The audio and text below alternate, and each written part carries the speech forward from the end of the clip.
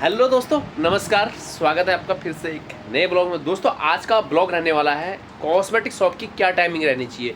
दोस्तों पूरे ब्लॉग पे बने रहे। ब्लॉग पसंद आए शेयर सब्सक्राइब और लाइक करें। कॉस्मेटिक शॉप की या जनरल स्टोर की जो भी है ना, एक हर चीज़ की जो भी शॉप है उसकी एक अलग टाइमिंग होती है। कॉस्मेटिक शॉप की अलग टाइमिंग होती है, जनरल स्टोर की अलग टाइमिंग होती है, मेडिकल स्टोर की एक अलग टाइमिंग होती है। अगर फास्ट फूड का बिजनेस होता है तो इसका एक अलग टाइमिंग होती है। इसके पास कॉस्मेटिक शॉप है तो मेरे पास कंटिन्यू कमेंट आ रहे हैं कि हमें अपनी शॉप जो है कितने बजे ओपन करनी चाहिए और कितने बजे क्लोज करनी चाहिए। कॉस्मेटिक शॉप है तो आपको सबसे पहले ना इन चीज़ों का ध्यान रखना है कि आसपास में स्कूल कॉलेज हैं तो आपको सबसे पहले जो टाइमिंग रखनी है शॉप की वो रखनी है सुबह 8 बजे।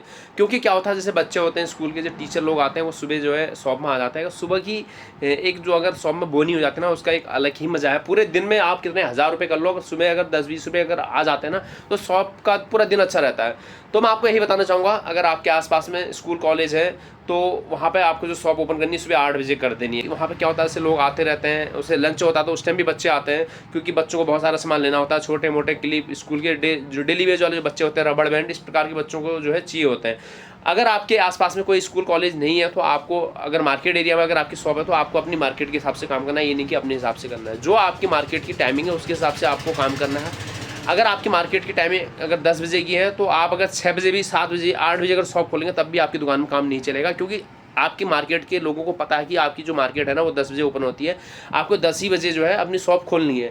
तो शाम का टाइम है वो भी आपको अपनी मार्केट के हिसाब से चलना है। शॉप हमेशा आपकी खुली रहनी चाहिए और तभी आपकी शॉप में अर्निंग होगी और कस्टमर भी आता है और कस्टमर को पता रहता है कि यार ये शॉप इतने बजे तक खुली रहती है तो यहाँ पर जो है हमें सामान मिल जाएगा। तो आपको हमसे इसके हिसाब से चलना है, ये नहीं कि अपने हिसाब से चलना है। मेरे पास कल कुछ कमेंट आए थे कि मैं अभी लास्ट जो है 5 दिन से मैं कहीं बाहर जा रहा हूँ और उसके बाद जो है मैं शॉप ओपन नहीं करूँगा, कि 5 दिन में मुझे क्या करना चाहिए। दोस्तों मैं आपको बताना चाहूँगा, अगर आपके इस प्रकार से अगर कहीं अचानक आपको विजिट करना पड़ता है, कहीं जाना पड़ता है, तो आपके फैमिली मेम्बर को आपको पहले से ही, मैं पिछले एक ब्लॉग में बताया भी था, आपको वहाँ पर बैठा के उनको सिखाना है कि ये आइटम इतने की है, ये आइटम इतने की है। ये हर चीज़ें जो है आपको बेसिक नॉलेज जो है उनको भी देनी चाहिए।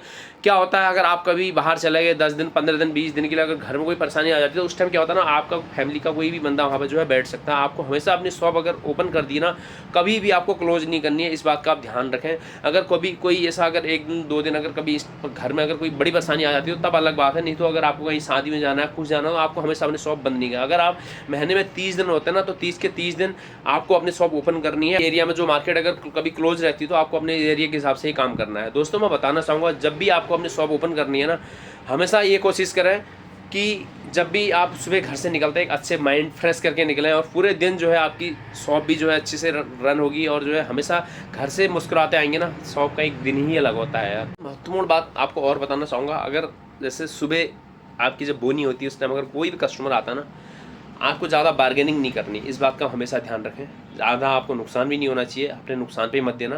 प्रोडक्ट देना है ना, जो भी आपको सुबह देना तो आप दे देना उसको, क्योंकि आप सुबह एक अच्छे माइंड से आते हैं, घर से पूजा पाठ करते हैं शॉप में, उसके बाद आपके जो भी भले 2 रुपये का सामान ले जा रहा है ना, तो कस्टमर को आप समझा सकते हैं ये इतने का नहीं है, ये क्वालिटी है, अपने हिसाब से जैसे आप समझाते हैं उस हिसाब से आप समझा सकते हैं।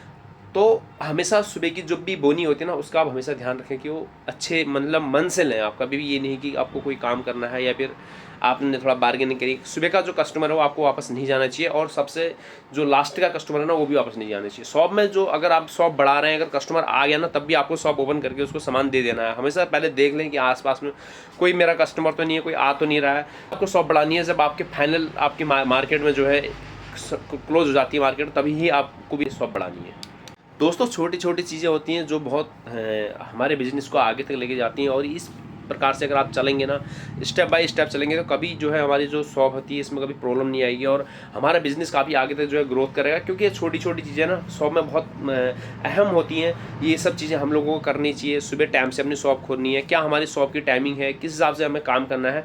क्योंकि मेरे पास कल कुछ कमेंट आए थे कि हमें शॉप कितने बजे ओपन करनी चाहिए। अब किसी एक का क्या होता है कि कभी कोई 10 बजे खोलते हैं, कोई 12 बजे खोलते हैं, क्योंकि आपकी शॉप की अगर टाइमिंग ही सही नहीं होगी ना, आपकी शॉप में कस्टमर कैसे आएगा। जब आप शॉप में बैठेंगे कंटिन्यू और आपके फैमिली का कोई भी बंदा यहाँ पे बैठेगा, शॉप में बैठता है ना, तो कस्टमर आता जानता है कि यार हाँ यहाँ पे जो है इनकी शॉप का टाइमिंग है और कस्टमर यहाँ पे आता है। तो ये छोटी छोटी चीज़ें आपको जो है देखनी है। हमेशा कोशिश ये करें कि एक बंदा जो भी आपकी शॉप में बैठता परमानेंट उस शॉप में बैठे, क्योंकि कस्टमर उनको जानते हैं। हर कस्टमर जो है बार्गेनिंग करने का अलग अलग तरीका होता है। अगर आप शॉप में बैठेंगे, आपको शॉप की नॉलेज नहीं है, तो वो जो आपका शॉप में बैठ रहा है वो कितने का सामान दे रहे हैं, क्या दे रहे हैं, ये सब चीज़ें आपको भी आनी चाहिए। अगर आपको बिजनेस करना है तो ये लंबी चीज़ें आपको अपनी शॉप में बैठ के अपने फैमिली मेम्बर के साथ बैठ के सब चीज़ें डिस्कस भी करनी चाहिए। और उसके अलावा जो है आपको पता होनी चाहिए ये सामान यहाँ से आ रहा है, इतने का आ रहा है, ये सब चीज़ों को आप ज़रूर अपने फैमिली मेम्बर तक जो है शेयर करें। यहाँ से क्या होगा ना, बिजनेस हमारे काफ़ी अच्छी तरीके से जो है प्लेटफॉर्म में आ जाता है। क्योंकि अगर आपको इस प्रकार से अगर अपने शॉप में करेंगे ना, ज़रूर आपको कुछ ना कुछ जो है यहाँ से प्रॉफिट ही होगा, लॉस नहीं होगा। ये चीज़ मैं आपको बता रहा हूँ, क्योंकि शॉप का एक टाइमिंग विशेष होती है। आज का ब्लॉग बनाने का मेन मकसद यही था कि आप अपने शॉप का टाइमिंग सही रखें और 1 महीने आप ये सब चीज़ें करके देखें। आपको सुबह टाइम से आना है, शाम को जो है जब आपकी मार्केट क्लोज होती है तब आपको क्लोज करना ही है अपनी शॉप। और उसके बाद 30 दिन आपको पूरी शॉप खोलनी है, पूरा प्रॉपर जैसे एक आपको शॉप का पूरा वर्किंग होती है पूरी करनी है। उसके बाद देखना आपको कितनी ग्रोथ मिलती है। ये नहीं कि आप 30 दिन में से जो है 20 दिन दुकान खोल रहे हैं, उसके आपकी कोई टाइमिंग नहीं है तो शॉप में ना कस्टमर आएगा। और जो भी कस्टमर आने वाला है ना, वो तो कस्टमर तो क्या होता है, भरोसे से आता है कि यार इतने बजे इनकी शॉप खुलती है, यहाँ पे ये आइटम मिलती है। आपको जब कस्टमर आपकी शॉप में आएगा तो आपकी शॉप ही नहीं ओपन होगी तो क्या करेगा, क्योंकि कस्टमर को आपको भरोसा दिलाना है। इस प्रकार से अगर आपकी शॉप में भी हो रहा है तो आप विशेष रूप से ध्यान रखें, क्योंकि पैसा आपने लगा रखा है तो इसकी आप थोड़ा सा कदर करें। दोस्तों बताना चाहूँगा, अगर ब्लॉग पसंद आए शेयर सब्सक्राइब और लाइक करें। कल फिर मिलते हैं आपको नेक्स्ट ब्लॉग में, तब तक के लिए आप स्वस्थ रहें, मस्त रहें, बाय बाय।